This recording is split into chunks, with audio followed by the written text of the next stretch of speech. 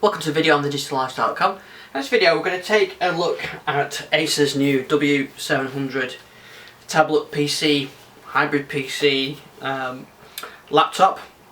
It's the Acer Iconia Core i3 powered device running Windows 8. So you've got the full Windows on there. You can install apps from the App Store. You can also install your own programs, so whatever you choose to install, Chrome, Firefox, other programs. What's different about this is, well, it's a tablet, but it's kind of a hybrid tablet. It comes with a little package of stuff that you can use then to sort of mount it in different ways. So this is the base unit. We'll have a quick look at that in a second. So as well as the base unit, you get a Bluetooth keyboard, a very Apple-esque style keyboard. Get this kind of leather holding station, docking station, folder cover. It reminds me somewhat of my Samsung Q1 Ultrabook, the old Ultrabook from a few years ago. Obviously a bit bigger, but you clip it all in, it clips together. We'll look at that in a sec. And you also get this stand as well. This is a multi-purpose stand. It's got USB 3 ports on it. We'll have a look at the ports in a sec. You can clip the tablet in. Now what I haven't got on this review unit is the little plastic stand. It wasn't included in the box, but normally is. So it stands up like that, or you can stand it like that and have it in sort of portrait mode as well. So I'll reposition the camera and we'll have a quick look at some of the ports and some of these devices. Okay, so here we have the tablet. So we've got the vents here because you've got a Core i3 processor, so we're not talking a surface thickness here. So it's nice and thin, but we're not talking surface RT. This is a Core i3 powered device. We've got the Windows button on here. On the side we've got headphones, volume rocker and power. More vents on the side. The lock button, a rotation lock. And here we've got HDMI, micro HDMI output, which is the same connector I use for my Surface, USB 3 and power. The keyboard is a Bluetooth keyboard. Power it on at the back there, and like I said, it does look very Apple-esque, but we've got the Windows key, and it's actually not a bad device for typing. The other device is this stand, so let's put the tablet in. Okay, so you clip it in like that.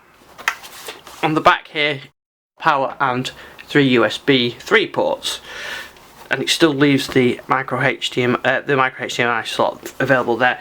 So the idea of this is your desk docking system. Like I said, it does come with a plastic clip and holds it at that angle, or you can move the clip round. I think it's like that actually, and hold it at that angle. So it gives you a nice option. I quite like it at that angle. You can have that there. I've got the keyboard in front of it like that, and you've got a full laptop. Like I said, it's running Windows 8, so you can just run anything on there that you can potentially run on Windows 8. So the other thing we've got is this leather dock system. Let's have a look at that. So you can have it set up like that. Use the keyboard with it. Just use it as a tablet, as your stand, and fold it as well. So it all comes in the box like that, and I quite like that. It does add some bulk to it, I guess, but it certainly protects it, and I always use a cover on my laptops anyway, like the Surface or my MacBook Air, so I quite like that. It's a nice little idea, and having this multi-position thing works quite well. So let's have a quick look at what we've got installed on here. So running Windows 8, we've got full multi-touch. So we've also got the keyboard option as well, the Bluetooth keyboard.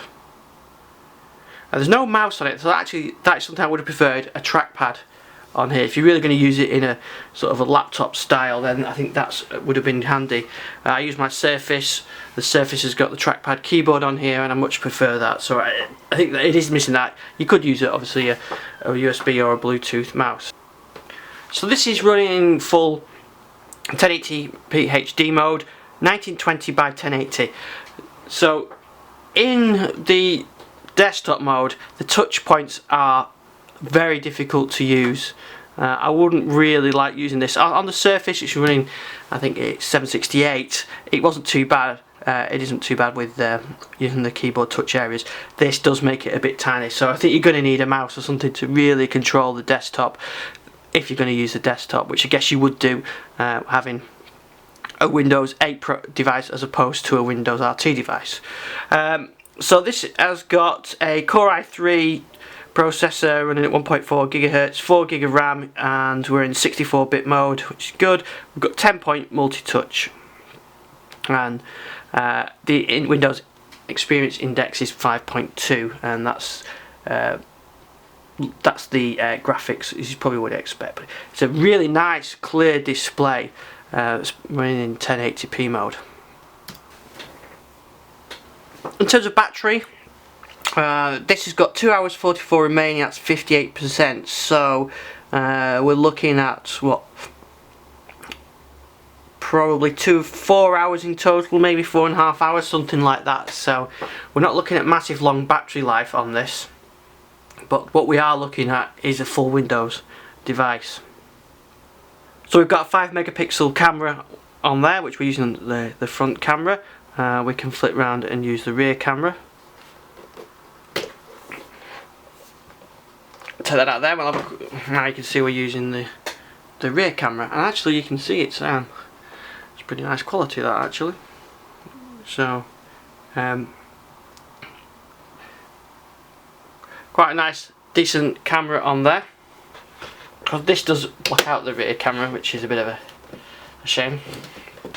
Now you can see the problem I have using touch with Windows 8 on a 1080 display is that the touch points are virtually impossible to press. I don't have that issue with Surface running at a lower res, so I would think putting a mouse on there is probably a good idea if you're going to use the desktop.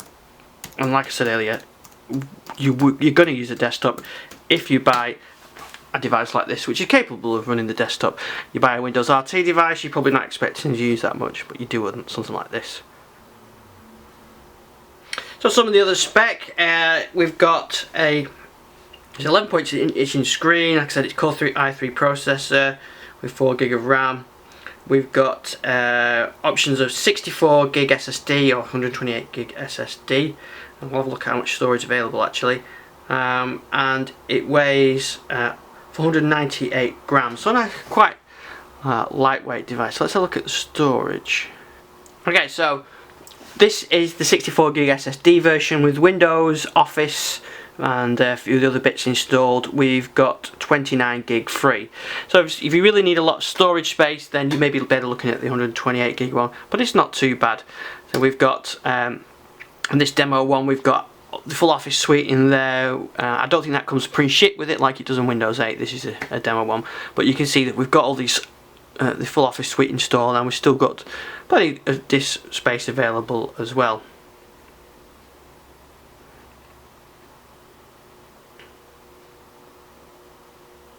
So I do like the display on this. It's got a very clear screen, and it's hard to see really on the video, but very nice sort of viewing angles. And what I do like this case as well. I like how it all sort of fits together quite nicely, and you can really fold it away quite well. One disadvantage I guess would be this: it's not like the Surface where you've got the keyboard built into the lid, so you're going to have to chuck in your bag a keyboard, and I would definitely say you're going to chuck in a mouse as well if you're thinking of using the desktop at all. If you're just using the Windows 8 apps like Kindle and Netflix and all that kind of stuff, then it's not really a problem. Everything is touch enabled. The retail price on this one is around £549. You can get one with a bigger storage on and the better processor. This is the i3. There's an i5 version with 128 GB SSD, and that comes in around £769. You're definitely going to need a little keyboard, a little mouse to go with it, and like this, the Acer keyboard is quite nice. So that's the Acer Iconia W700. nice device, quite nice accessories with it. I do like this stand, 3 USB 3 ports on the back there and power, so you can really leave this on your desk, and it makes quite a nice device. You can have it in portrait or landscape mode. I quite like the keyboard as well, the Bluetooth keyboard. The keyboard action is quite nice. It really does need a mouse trackpad for it to be an all-in-one solution. If you're not going to use without a trackpad and you want to use a desktop, you're going to need a mouse with there, so you're going to need some kind of Bluetooth or USB mouse or whatever. I like that. This case makes it really nice, so you can throw that in your bag, and it's quite well made as well. You've got a nice device on there, you've got a built-in stand, you can use it in sort of a few different ways, and Windows 8 works so well with touch and rotation and everything else that really you can use it however you want to use it. 1080p screen, really nice. i3 processor's not bad. The SSD drive makes it very fast anyway. So if you're travelling about and you need a Windows 8 touch device, I think Windows 8 begs for having touch, so you should have touch. This is a nice device to choose. I'd just get an extra mouse as well to go with it. If you need the power of Windows 8, then this is a device. If you don't need a lot of Windows 8 apps, you just want Office and the Windows Store apps, I'd still look at a Surface RT.